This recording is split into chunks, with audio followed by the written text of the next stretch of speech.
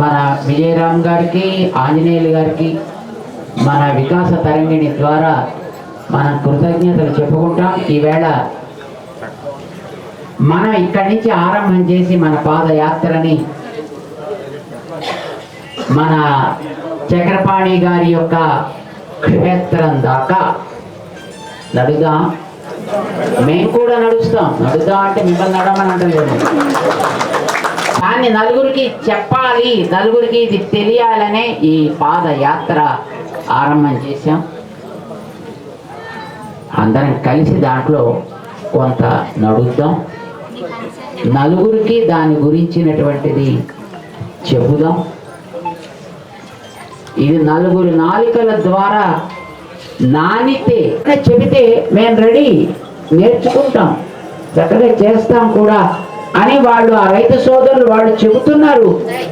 అంటే విషయం తెలియక మనం తప్పుదారి పట్టాము.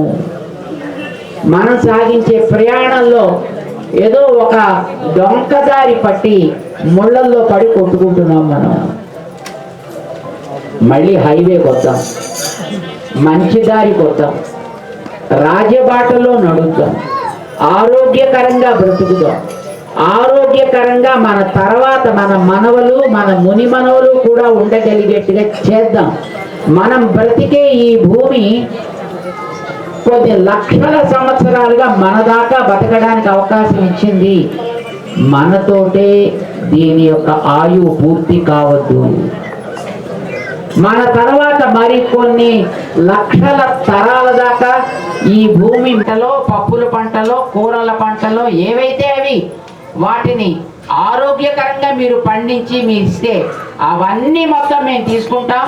మీకు బయట అది 10 రూపాయలు వచ్చేటైతే మేము 10,000 ఇస్తామయ్యా. మీకు ఇచ్చి మీకు అది ఎలా బాధ్యత, బరువు, మీకు తలకాయ నొప్పులు అక్కర్లేకుండా దాన్ని మేము రాష్ట్రం అంతటా అందించేటటువంటి ఒక ఉద్యమాన్ని మేము తీసుకుంటాం అంటూ ఈవేళ ఒక చారిత్రాత్మకమైనటువంటి బాధ్యతని కృష్ణా మిల్క్ యూనియన్ తీసుకుంది. ఇది మామూలుగా ఏ డైరీ వాళ్ళు సాహసం చేయరు. ఎందుకంటే మాకు పావుతోటే తలకాయ నొప్పులు వస్తుంటే వాటితోటే మేము పడుతుంటే ఈ కూరల సంగతి మేము ఎక్కడ పడతామండి, ఈ రైతులతోటి మేము ఎక్కడ పడతామండి అనే ఒక వెనకడుగుతనం ఉంటుంది సాధారణంగా డైరీస్ హెడ్స్లో. కానీ మన కృష్ణా మిల్క్ యూనియన్ అలాంటి దానికి భయపడకుండా వెనకడుగు తీసుకుంటాము. తీసుకోవడమే కాదు, మన విజయరామ్ గారు నేలని బాగు చేసుకునే పద్ధతి ఎక్కడెక్కడ చెప్తారో, ఎవరెవరి ద్వారా చేయిస్తారో అక్కడి నుంచి ప్రారంభించి మంచి పంట అందేటంత వరకు కూడా మేము మనుషుల్ని ఏర్పాటు చేసి వాళ్ళకి ఎక్కడెక్కడ ఏ ఏ రకమైనటువంటి తోడ్పాటు అవసరమైతే, సహకారం అవసరమైతే, సలహాలు అవసరమైతే, సహాయం అవసరమైతే వాటిని కూడా అందజేసి క్వాలిటీని మెయింటైన్ చేసేటటువంటి బాధ్యతని కూడా తీసుకుని తద్వారా వాళ్ళకి దాన్ని చివరి వ్యక్తి ఉపయోగించుకునే వ్యక్తులు సమాజంలో మహిళలు కదా, వాడుకునేది ఎవరు చివరికి? మహిళలు. మహిళల్లో ఈవేళ క్యాన్సర్ చాలా ఎక్కువైపోయింది.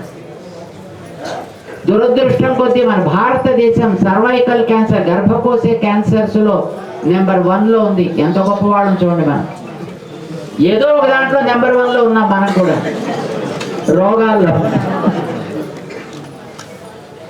మన వికాస తరంగిణి ఆ రోగాలతో, సర్వైకల్ క్యాన్సర్తో బాధపడవలసిన అవసరం రాకుండా ఉండడం కోసం, మహిళల కోసం ఒక పెద్ద ఉద్యమం చేస్తోంది. మహిళా ఆరోగ్య వికాస్ అనే పేరుతోటి వాళ్ళకి ముందే ఒక పరీక్ష జరిపి వాళ్ళ ఆరోగ్యాన్ని వాళ్ళు జాగ్రత్త పెట్టుకునే పద్ధతిని నేర్పి అవసరమైతే వాళ్ళకి మందులు మాకులు ఇచ్చి వాళ్ళు ఆ గర్భకోశ క్యాన్సర్ బారిన పడకుండా ఉండడానికి ఏం చేయాలో ఆ ఉద్యమం చేస్తోంది. ఇప్పటిదాకా 40 లక్షల పైన మహిళలకి మన వికాస తరంగిణి ఈ మహిళా ఆరోగ్య వికాస్ ద్వారా చేరగలిగింది.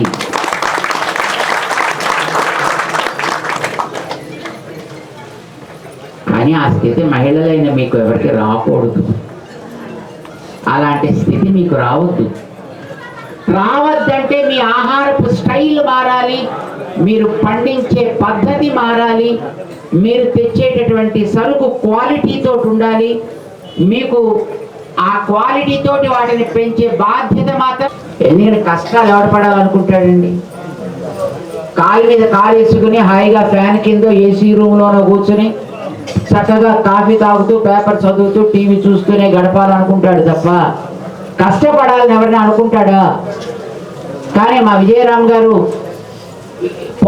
పొలానికి తిరిగి ఇంటింటికి తిరిగి వాళ్ళకి కావలసినవి నేర్పే బాధ్యత నేను తీసుకుంటానని ఆ చెమటోడ్చడానికి ఆయన సిద్ధపడుతున్నాడు. పండిన పంటని ఇంటింటికి అందించే బాధ్యతని మేము తీసుకుంటామని మా ఆంజనేయులు గారు ఆ బాధ్యత కోసం ఆయన కష్టపడడానికి సిద్ధపడుతున్నాడు. మిమ్మల్ని ఆరోగ్యంగా సుఖంగా ఉంచాలి అనేది వారి కోరిక. మీరు మీ తర్వాత మీ పిల్లలు మీ తరాలు మీరందరూ బాగుంటే అదే ఆనందం రాష్ట్రానికి మన రాజ్యానికి. మీరందరూ ఆరోగ్యంగా ఉండాలి, మన ఊరు బాగుండాలి, మన ఇల్లు బాగుండాలి, మన కుటుంబం బాగుండాలి, మన దేశం బాగుండాలి. కానీ ఆ బాగుండాలని మేము అనుకుంటే చాలదు కదా, వీళ్ళిద్దరూ అనుకుంటే చాలదు కదా, మీరందరూ అనుకోవాలి. ఎంతమంది మీరు అనుకుంటున్నారు?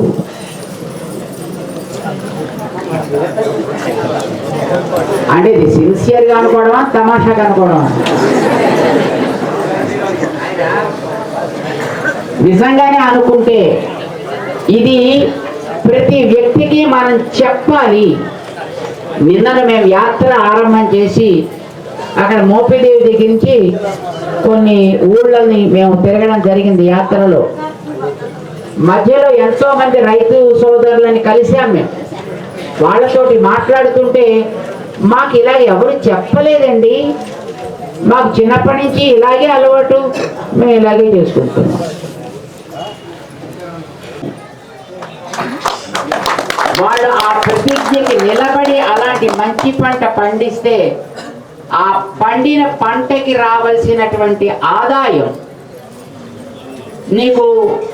నువ్వు పండించిన పంట వల్ల నీకు 10 రూపాయలు వచ్చేటైతే దాన్ని మేము 12 రూపాయలు 15 రూపాయలు వచ్చేట్టుగా చేసి నీకు ఆ పైసలు అందజేస్తామని బాధ్యత తీసుకుంటున్నాం.